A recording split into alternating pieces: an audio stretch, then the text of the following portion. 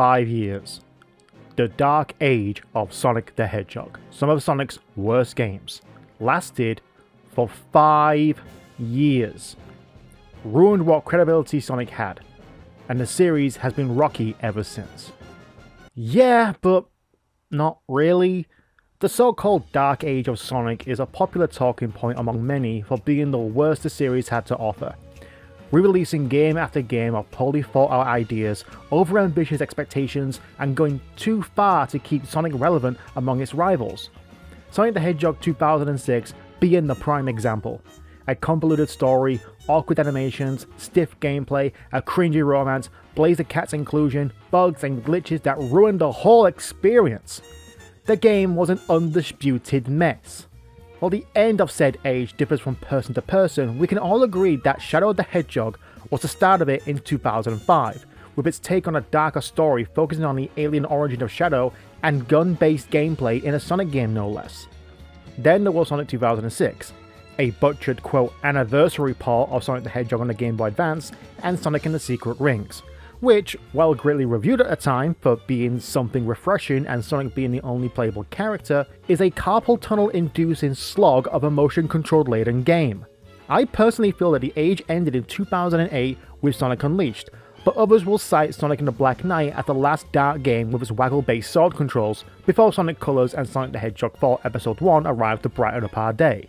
So that's at most 4 to 5 years.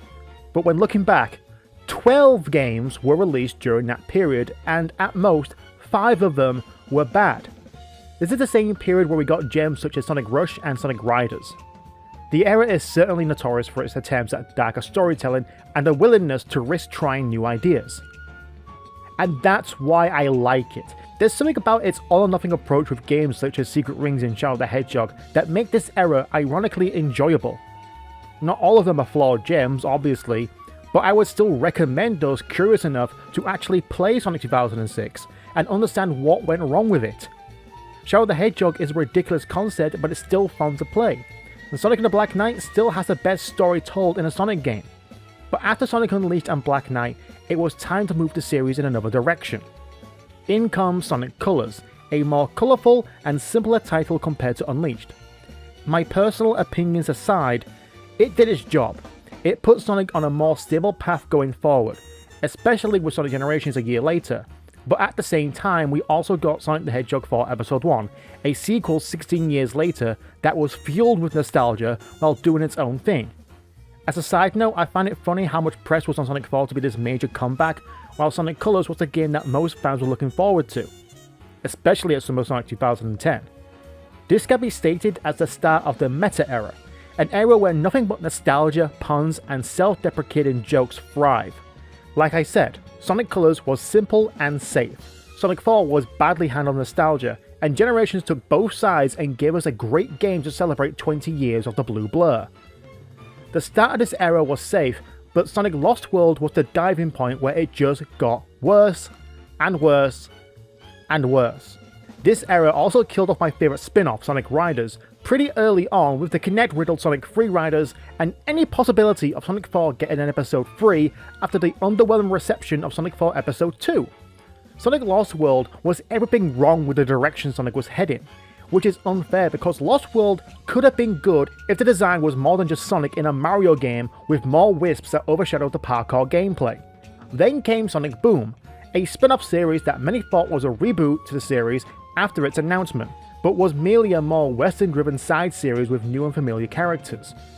Though the show was the biggest highlight of the Boom series, it was dead on arrival, squeaking out 3 games, 4 if you include Sonic Dash 2, 2 seasons of the show, and a short-lived comic series from Archie. This all came to a head with the 2017 releases of Sonic Mania and Sonic Forces, one game where a group of dedicated fans made a true and more faithful successor to Sonic 3 and Knuckles with nostalgia while also putting their own creative flair on it, and another that was marketed as a serious game made for longtime fans but face planted at the first hurdle. Mania did 2 things. 1, it overshadowed Forces drastically. It was deemed the best Sonic game since Generations, or as some skeptics will say, since Sonic 3. And 2, it put Sonic Team in an awkward position because there was no way Sonic Forces was ever going to win over fans they had been trying to win back for years. While many spin-offs carrying Sonic's name were indeed fun, such as the All-Stars racing games, the mainline series was just white noise to me. While I did enjoy playing these titles initially, replaying them in hindsight just proved to me that the games released between 2010 and 2020 were just safe and rarely took any risks, and when they did, there was always this safety net. Not helped by the fact that Sonic's social media was plagued by "lol we suck Sonic OMG LMAO" memes and self-deprecating humor towards the franchise we love. I know the old saying, if you can't beat them, join them, but this wasn't just kicking a dead horse. This was wearing a dead horse running around blowing raspberries. It started off simple. Generations was a big bang. Too bad that bang ended with classic Sonic being more loved than his modern counterpart and free Sonic t-shirts.